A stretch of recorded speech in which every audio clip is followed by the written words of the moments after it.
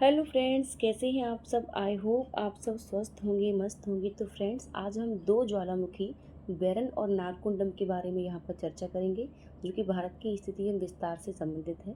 तो चलिए देखते हैं। ये जो है इंडिया का मैप है, ठीक।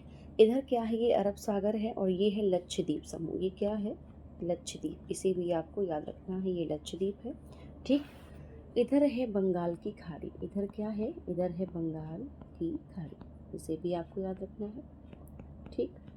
अब यहाँ पर हम देख लेते हैं कि इधर जो है ना, अंडमान निकोबार द्वीप समूह कहाँ पर है। इसे भी हम यहाँ पर देख लेंगे कि इधर अगर बात करें तो इधर है अंडमान, अंडमान द्वीप समूह है, ठीक।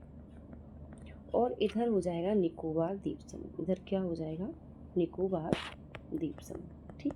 आपको याद रखना है। अगर बात करते हैं अंडमान की, तो अंडमान में अगर आप देखेंगे तो 4 पार्ट में इसको डिवाइड किया गया है। जैसे कि ये हो जाएगा आपका उत्तरी अंडमान। ये क्या हो जाएगा, उत्तरी अंडमान। और जस्ट इसके नीचे वाला जो हो जाएगा वो हो जाएगा मध्य अंडमान। ये कौन सा हो जाएगा, मध्य अंडमान, ठीक। तो ये जो उत्तरी अंडमान है, उत्तरी अंडमान की यहाँ पर बात करते हैं तो यहाँ पर कौन सा ज्वालामुखी है, तो वो हो जाएगा नारकोंडम। कौन सा, नारकोंडम ज्वालामुखी। इसे आपको याद रखना है। नारकोंडम ज्वालामुखी है इधर उत्तरी अंडमान के पूर्व में। कहाँ पर है ये, उत्तरी अंडमान के पूर्व में है। ये आपको याद रखना है ना। ये उत्तरी अंडमान है, उत्तरी अंडमान है। और इसके पूर्व में क्या है, नारकोंडम ज्वालामुखी। वहीं बात कर लेते हैं मध्य अंडमान की। मध्य अंडमान में कौन सा है, तो वहाँ पे हो जाएगा बैरन, बैरन ज्वालामुखी। कौन सा हो जाएगा, बैरन ज्वालामुखी हो जाएगा। इसे भी आपको याद रखना है। और ये भी कैसा ज्वालामुखी है, ये भी मैं आपको यहाँ पे बताऊंगी। तो ये बैरन ज्वालामुखी, ये भी है मध्य अंडमान के पूर्व में। इसे भी आपको याद रखना है। कहाँ पर है ये, मध्य अंडमान के पूर्व में, ठीक। अंडमान के पूर्व में, इसे आपको याद रखना है, ठीक।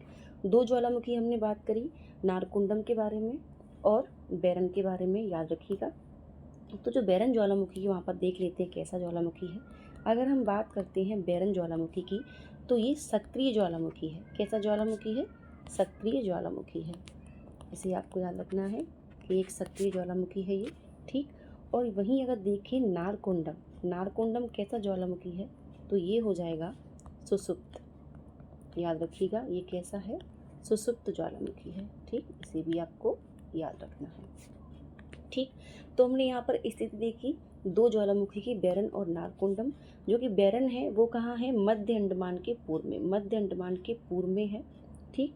मध्य अंडमान के पूर्व में है बैरन ज्वालामुखी, जो कि एक सक्रिय ज्वालामुखी है। और वहीं हमने देखा नारकोंडम के बारे में, जो कि नारकोंडम है वो कैसा ज्वालामुखी है, सुसुप्त ज्वालामुखी है। और ये कहाँ पर है, उत्तरी अंडमान के पूर्व में। ये भी आपको याद रखना है कि उत्तरी अंडमान के पूर्व में है नारकोंडम। इधर आपको देखा, मैं अभी मैंने बताया आपको कि इधर क्या है, बंगाल की खाड़ी है, उधर है अरब सागर।